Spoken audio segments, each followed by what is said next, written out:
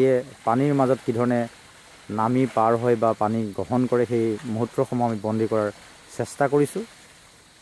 এই হাতীৰ জাকটোৱে খাদ্যৰ বাবে এতিয়া বগীধলা চাহ বাগিচাত দিনৰ ভাগত আশ্ৰয় লয়।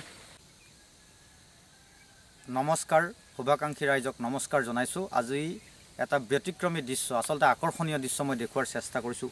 দৈগুং নদীত হাতীৰ জলকেলি, সেই দৃশ্য আমি শুভাকাংক্ষী ৰাইজক দেখুৱাৰ বাবে চেষ্টা কৰিছোঁ। আৰু হাতীৰ জাকটোৱে নিশা বৃহৎ অঞ্চলটোত বিচৰণ কৰাৰ পিছত এই মুহূৰ্তত পানীত নামি জলকেলি কৰা দেখা গৈছে। বিশেষকৈ পোৱালিও কেইবাটাও আমি দেখা পাইছোঁ। আমি সেই দৃশ্য আপোনালোকক দেখুৱাৰ চেষ্টা কৰিছোঁ। কি সুন্দৰ এটা দৃশ্য, নদীখনৰ মাজভাগত নামি হাতীয়ে এনেধৰণে পানী খাইছে আৰু সাঁতুৰি পাৰ হোৱাৰ চেষ্টা পোৱালিসমূহৰ, সেই দৃশ্যও আমি আপোনালোকক দেখুৱাই যোৱাৰ চেষ্টা কৰিম। খুব সুন্দৰ এটা দৃশ্য।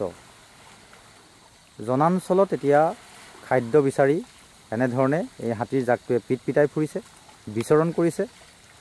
গাঁৱৰ সমূহত দেখা যায় যে বহু লোকৰ বাৰীঘৰ বিনষ্ট কৰাৰ পৰিলক্ষিত হৈছে হাতীৰ জাকটোৱে।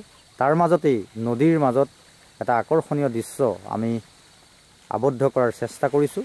প্ৰবীণে আন দিনাৰ দৰে আজিও ভিডিঅ'সমূহ সংগ্ৰহ কৰিছে আৰু আমি এটা খুব সুন্দৰ মুহূৰ্ত, হাতীয়ে পানীৰ মাজত কি ধৰণে নামি পাৰ হয় বা পানী গ্ৰহণ কৰে সেই মুহূৰ্তসমূহ আমি বন্দী কৰাৰ চেষ্টা কৰিছোঁ।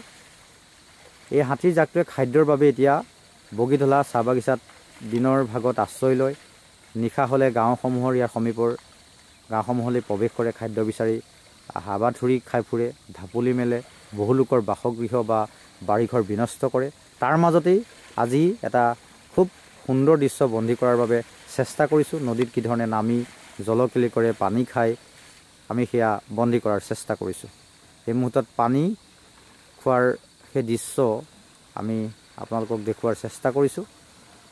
আৰু এনেধৰণে আমি ভিডিঅ'সমূহ আপোনালোকৰ ওচৰলৈ লৈ যোৱাৰ চেষ্টা কৰি আহিছোঁ। আপোনালোকে যিমান সম্ভৱ হয় আপোনালোকৰ বাবেই এনেধৰণৰ ভিডিঅ'সমূহ আমি সংগ্ৰহ কৰাৰ চেষ্টা কৰোঁ। আৰু আজিও সেই আকৰ্ষণীয় এটা মুহূৰ্ত, বন্য হস্তীয়ে পানীত নামি পানী খোৱাৰ সেই আকৰ্ষণীয় মুহূৰ্ত আপোনালোকলৈ আগবঢ়াই দিয়াৰ চেষ্টা কৰিলোঁ।